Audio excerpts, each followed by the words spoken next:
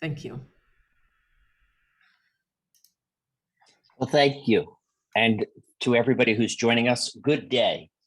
Wherever you're joining us, we're delighted. We, the Autism Society of America, are delighted to be with you.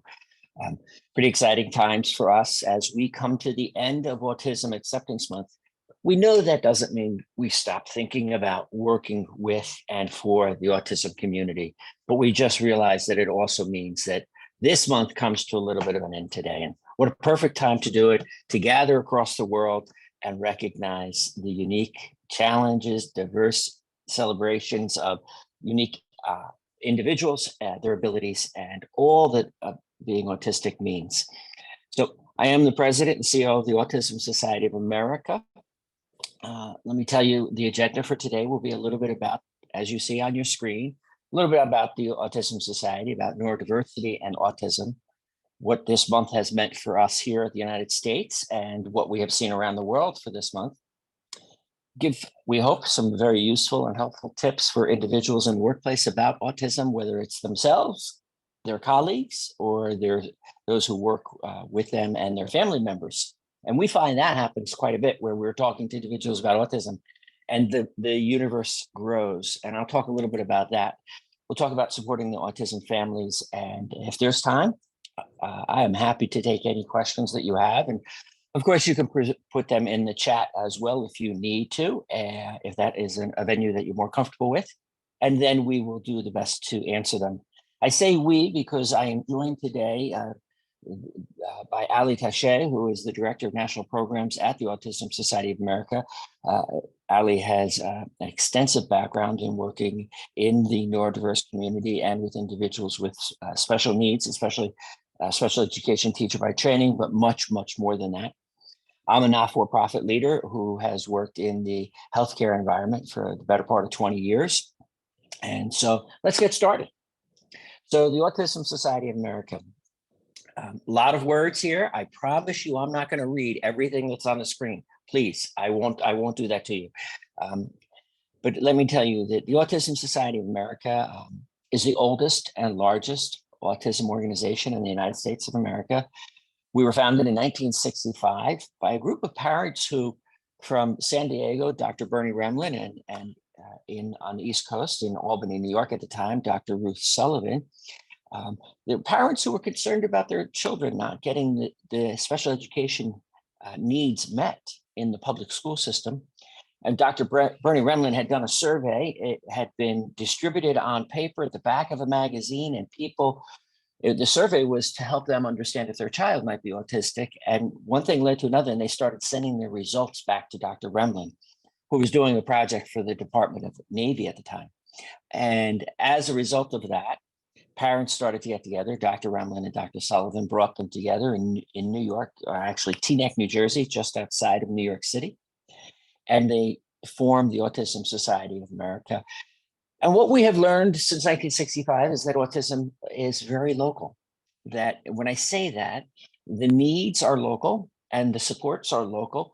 They're also international. But at the end of the day, when all is said and done, we need to be able to meet the needs of the autistic individual in the community where they are so that they can live their lives fully. And that's the mission of the Autism Society, empowering people everywhere in the autism community with the correct connections they need to live their life fully. Our vision at the Autism Society is that we have a world where everyone in the autism community is connected to the supports they need when they need it. Let me pause there and say, what do I mean by the autism community? For us at the Autism Society of America, and we have seen it grow generically, the autism community is autistic individuals or individuals with autism as they choose to identify themselves. And we were just talking before this meeting about that. At the Autism Society, we allow the individual to tell us how they best would like to be identified and to represent themselves. And then we speak to them and with them in that context. So autistic individuals or individuals with autism is part of the autism community, but so are parents and siblings and colleagues and champions for the human rights of individuals. They make up the autism community, and the logo over my shoulder represents that. Many of you are familiar with the puzzle, and that is recognized around the world as a symbol for autism. We at the Autism Society chose a brand mark recently that recognizes the interconnectivity of all of us in the autism community: service providers, individuals with autism, parents, siblings, and that together we are stronger, we are tighter when we come together, like a fabric. So that is the Autism Society. We have a council, sorry, Ali, we have a council of autistic advisors. They're individuals who are on the spectrum, who identify as such, and meet monthly to talk to us about our strategic initiatives, about work groups that we have, task forces, and who provide insight and discussions about those topics. We also have a panel of professional advisors, individuals who work in the space, who are experts in autism in a variety of different places. We have an epidemiologists, we have pharmacists, we have pediatricians, we have behavioral health therapists, we have medical professionals, psychiatrists. We also have BCBAs, speech pathologists, a variety of experts, also part of the autism community.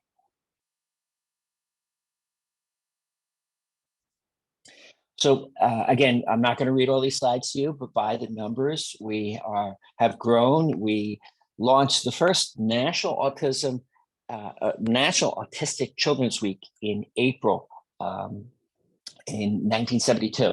Little tidbit.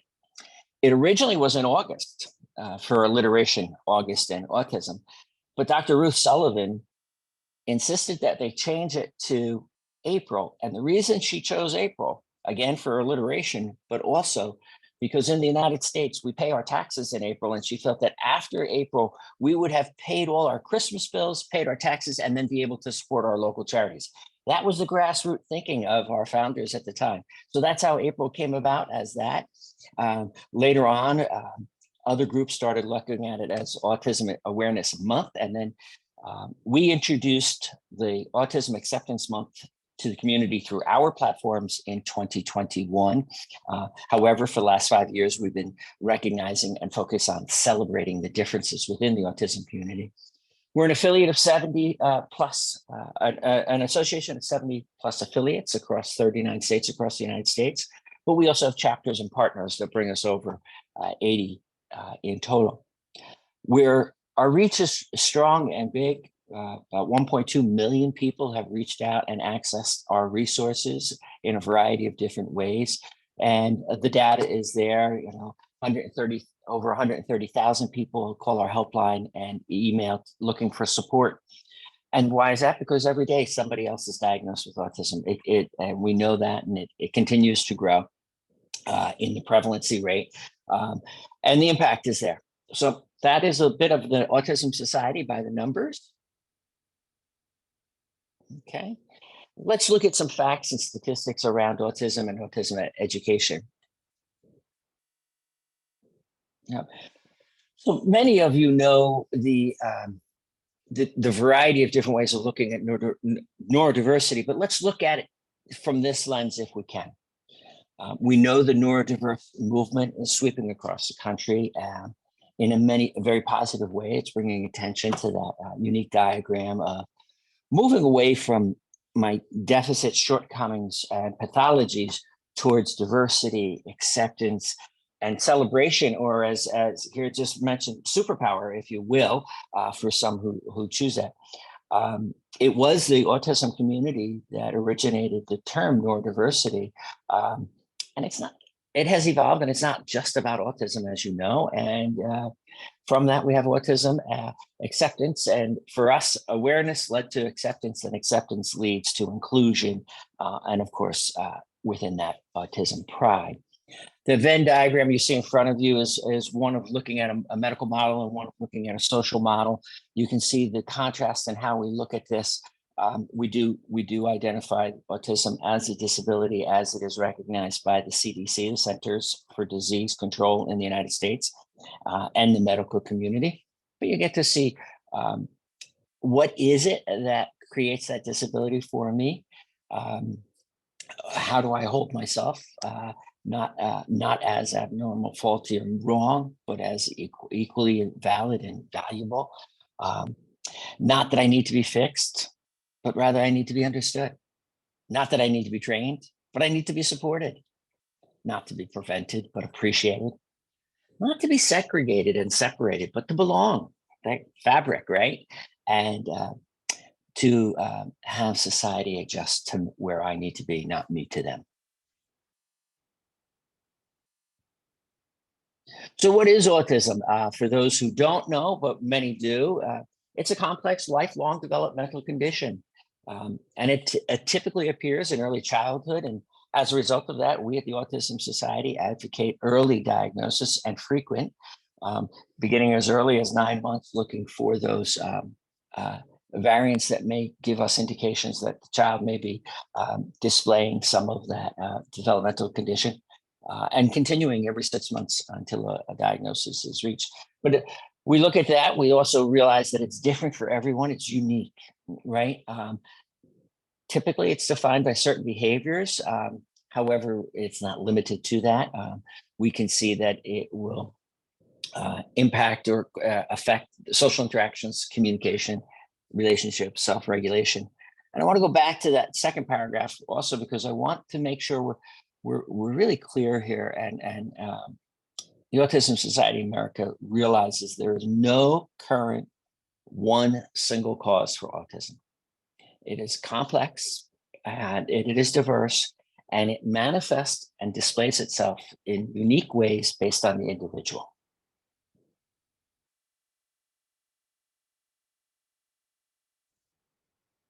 So we think it's important to learn the signs. As I said, the early diagnosis, repetitive movements, maybe lack of normal stimuli, calling the child's name out, putting uh, stimulants in front of them to see whether or not they recognize those. Um, we see many times the atypical verbal communication or non-speaking. However, we have seen individuals who speak and then stop speaking. It does happen. Eye contact, and we notice that a lot. There are a variety of tools that we have at the Autism Society. And if you come to our website, autism-society.org, you can learn about signs and characteristics, about screening and diagnosis, and about the milestones that one would be looking for indications of autism. And these are not just on children, though we're looking at the early ages, but to many more opportunities there.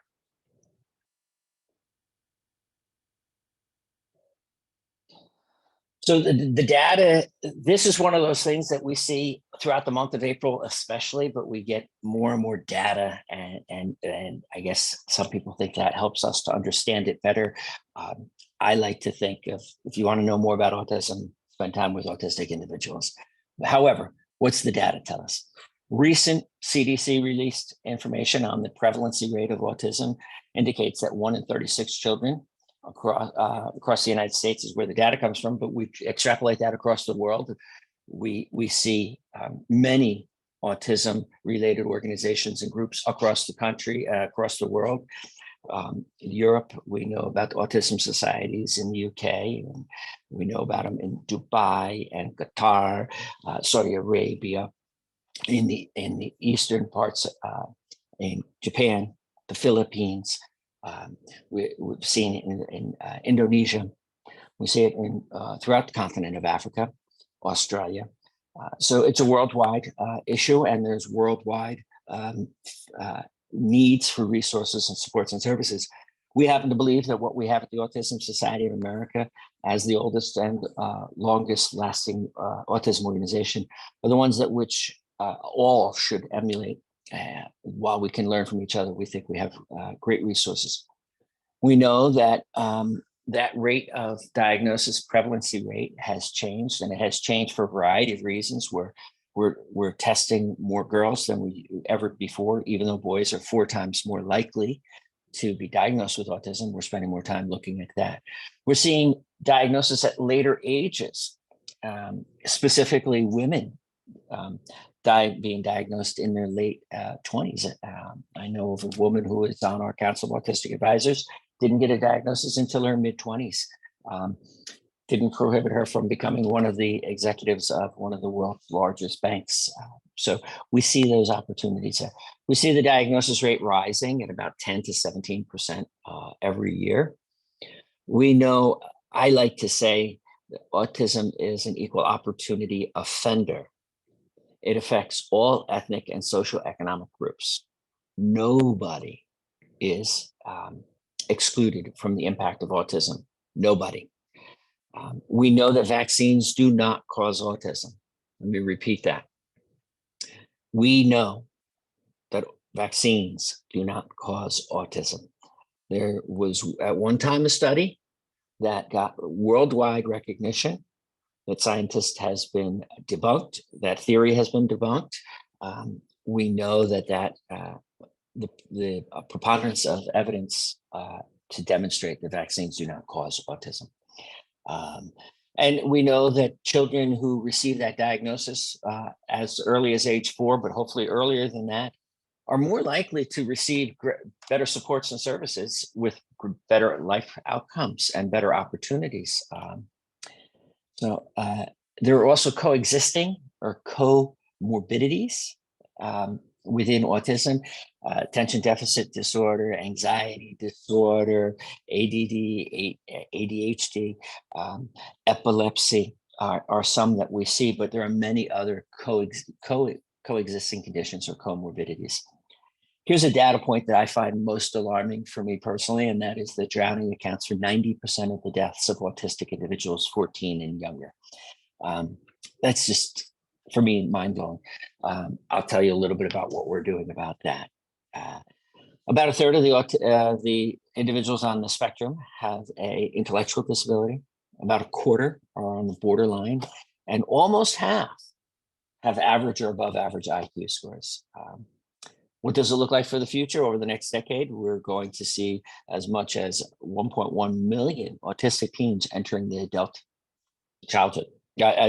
age, where they're going to spend more than 60% of their life as adults. So there's a lot to be done, and it's across the globe.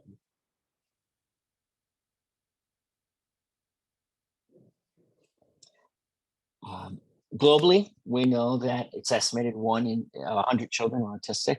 So just think about what that means for your home and where that would see its manifestation. Across the globe, we're seeing prevalency rate studies that mimic or replicate what we're seeing there, but we don't have the data yet to help us there. But we're paying attention to it. As I said already, males are about 4 times more likely than females. So I think we can move forward from there. So I want to pause on this photo, inclusion. And I love the fact that this mother and her son are holding their hands together, being inclusive. Now, of course, they're family, so they're together. I know the family, I've met them when we did our photo shoot, but it's about including and letting them feel a part of. And you notice that the young man is grabbing his mother's hand. His mother's not grabbing his hand. I find it a very powerful photo for me. Inclusion is at the core for the autism community, no matter where they live. It is part of the global autism community, is to feel that sense of belonging and the security that it comes with. Okay, we have focused for the last 5 years on Celebrate Differences, #CelebrateDifferences, as where people have been sending us their story and helping us to see how acceptance happens every day and what it means every day.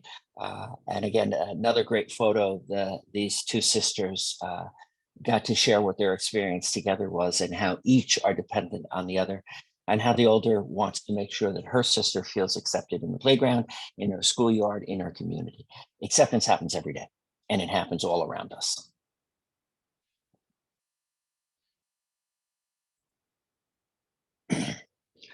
I think I'm going to move forward on this very quickly and just say that, we knew that we needed to shine a light beyond the awareness issue. Why go beyond awareness? And many are still calling it Autism Awareness Month, and I understand that. I really do. But we believe that it's one thing to know that an individual has autism, it's another to do something about it. Acceptance is that barrier of feeling valued and having a sense of that strong commitment from the community to feel a part of that support you get from it. I'll give you an analogy that I use often for acceptance.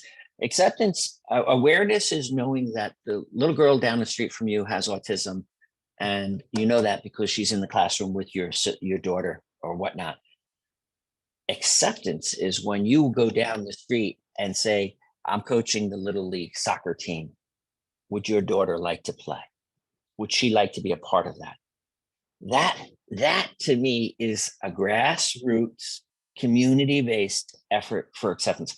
And I don't want to trivialize it, but that's where it starts. It starts with one individual saying that individual needs some support, some sense of help, assistance, and feeling like you're a part of what can we do to help that.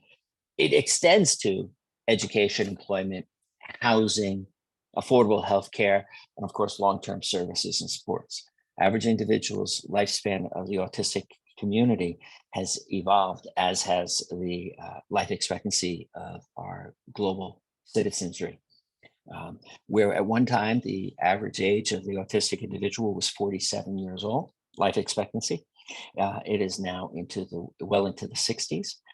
In fact, Ruth Sullivan's son, Joseph, is 67 years old now. And in 1965, that was not part of her vision for the future. Acceptance Month allows us to do that advocacy work that is so important. And it's getting people to shift their attention from the awareness to the acceptance and what we eventually hope will be inclusion and pride. So in the workplace, what does it mean in the workplace for you at UN at Geneva or around the world where you work? What does inclusion at the workplace look like? So our goals when we're talking about employment are to look at systemic change, look at resource groups, ERGs, which can obviously equate to change, and then to understand what inclusion as an integration might look like.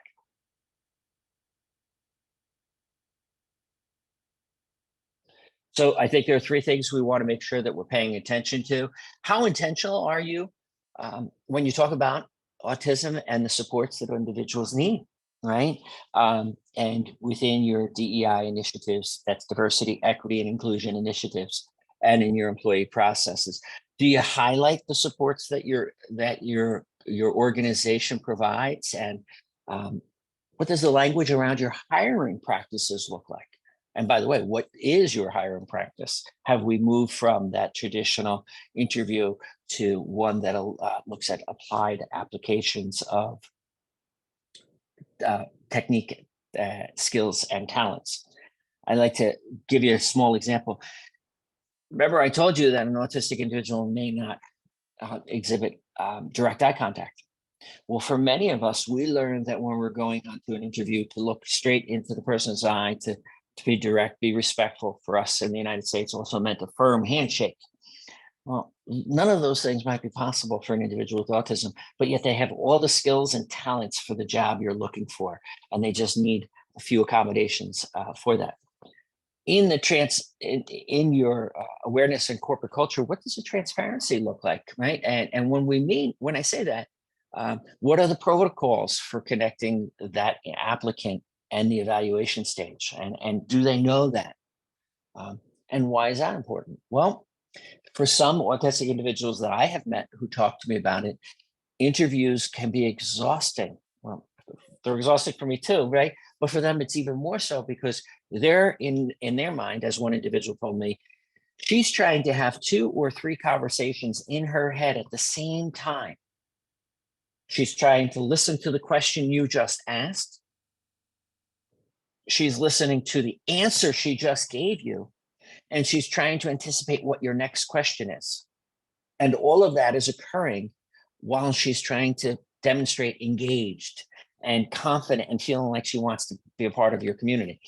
She tells me this story, and I really appreciate when she does, because it helps me to understand how I have to be a little bit more transparent about what I'm doing and how I'm doing it.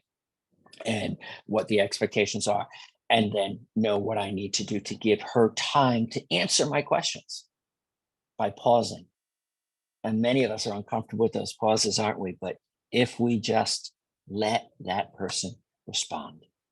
Lastly, let me say that I think within the company or organization, what does the culture look like for confidentiality, right? How private are the supports? As we work for awareness and acceptance, we also have to think about the confidentiality for individuals, so that they can disclose what they need and that the workplace gives them what they need, but yet not ostracize them or shine a light on it.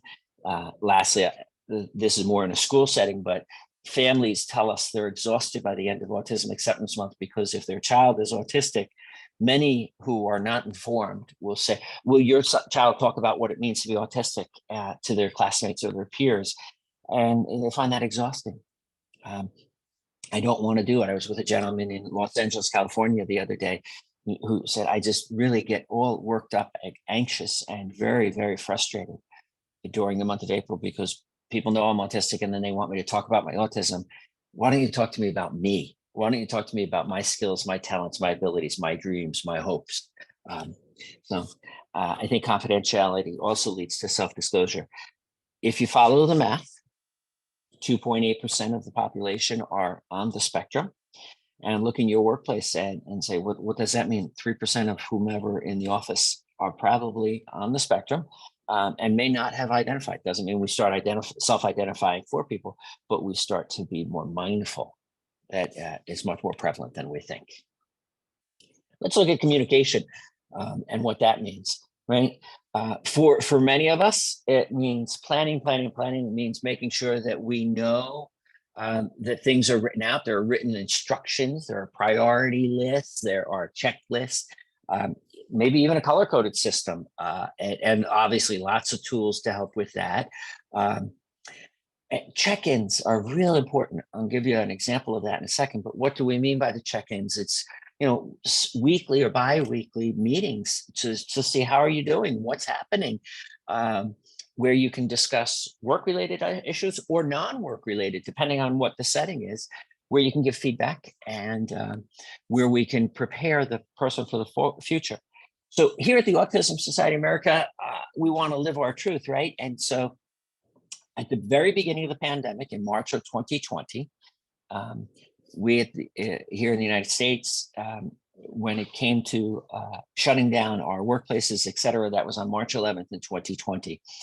By March 21st, the Autism Society had set up Tuesday coffee cooler meetings online where people just gathered. They knew they could check in on Tuesday mornings and just meet up. And then we started having weekly Friday afternoon sessions where we were just having a roundup. I wanted to, because we hire individuals on the spectrum, but we also want to live our truth. So we wanted to check in. It was not a work-related meeting. It was, how was your week and how are you doing? What are your plans for the weekend? Many of our individuals who worked with us at the time were single and living alone. Living alone during a pandemic with autism. Wow, that's an overload. And we wanted to make sure that there was connection.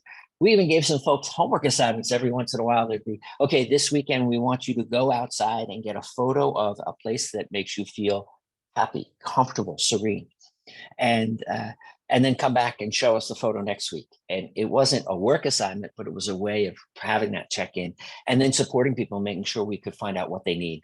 So those are some simple things you can do for inclusive communication. Obviously, in the workplace and environment, general strategies on scheduling, right? A flexible schedule in order for autistic individuals to work optimally during the hours where they have increased productivity or attention or productiveness. When we do that, it allows the individual to have the time for that rest and that respite that they might need. I bet all of us can identify with a time where we did a presentation and we're exhausted at the end of the presentation. I can tell you that by the time I'm done with this, I'll be a little tired. I'll be ready for a little breather, even though where I am, it's 7:45 in the morning. But I get that. Flexibility is so important, and not to be so rigid that we can't look at contemporary solutions or modern solutions or alternatives that might work, and to allow the individual to tell us what that might be for them and how they work best. Right? That woman I talked to you about that was diagnosed late in her life, who went on to become a corporate executive. If she's not invited to go to a social event, she won't go, even if she's standing in the room where everybody's talking about going out to get some ice cream. Unless somebody turns to her and says, "Would you like to join us?" she won't feel that she's invited or welcomed. Well, now that she has made that known to me, whenever we gather as a board of directors, I make sure to personally say to that individual, "We are doing this. Would you like to join us?" She's never said no. She's always said yes. It's a matter of that, letting people know that, and having clear language about what that means is also an important part of that. One of my challenges is brevity, but the reality is to be clear and brief and concise, and say what you mean. Some of us talk about plain language. Just very simply say it, and then allow them to tell us back, speak back. Do they understand what we just said? Do we understand where they are? I have to use, as a New Yorker, sarcasm. It's a challenge for me because I know that that can be a misleading a convention of communication. Globally, we know that, right? As members of the UN community, you see different ways of communicating with each other. But within the autism community, it is especially true. And I have to be very mindful of that. And of course, visual aids. We've just provided you with 3 different slides of different types of visual aids. That's really terrific, whether it's storyboards that are in color, that or social stories that allow individuals to build what their day is like. All of that is very helpful. Some sensory things that I think are important: lighting, sound, and location. We'll give you an example. One of my team members, when she was working in the office, I knew that I had to draw the blinds and lower the lights whenever she came into the office. If we were going to have an extended one-on-one meeting, I needed her to feel comfortable. Right? We need to be mindful about sound. I was at a presentation the other day, and an autistic individual had to stop because the humming of the air conditioning system, and she was a non-speaker who used a keyboard to communicate, and she asked us to respect the silence so she could think, type, and communicate her thoughts and ideas. So respecting the silence was so important, and I thought it was really a great invitation for us to enjoy the silence. And then, of course, impact of the location, where it is, matters. What is there? Lots of stimulation, lots of activity, lots of things going on that may make it more difficult. In the current workplace, we see a lot of open workspace. Well, that might not work for an individual with autism. They may need something that is more confining. And how do I find out? By asking.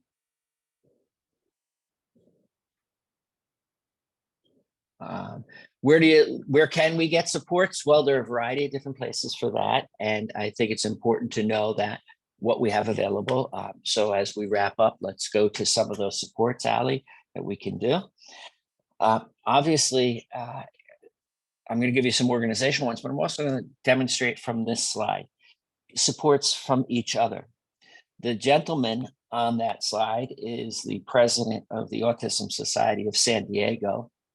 His daughter is nonverbal, has very high support needs, and is one of that nearly 1/3 with the intellectual developmental disabilities as well. And the mother learned sign immediately and taught the husband, who then started making part of the family's communication. So the first place we get support is in our community, right? In our families. And we use that. You can get support from the Autism Society of America by coming to autismsociety.org, visit our website. We have a 800 number, a toll-free number here in the United States at 1-800-3-AUTISM, 1-800-3-AUTISM. You can email us.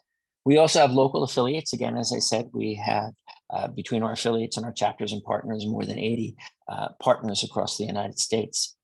So feel free to reach out to us, and you can get to me if you have a pen and paper, and maybe I'll put it in the chat in a minute, at cbanks, that's C-B-A-N-K-S, at autism-society.org. cbanks at autism-society.org. I'll put it in the chat after the screen. I want to thank you and I appreciate the opportunity. I'm open for some questions, and I hope that this allowed you and your colleagues to experience autism in a different way and opens your eyes to the possibilities of what acceptance might be. Thank you.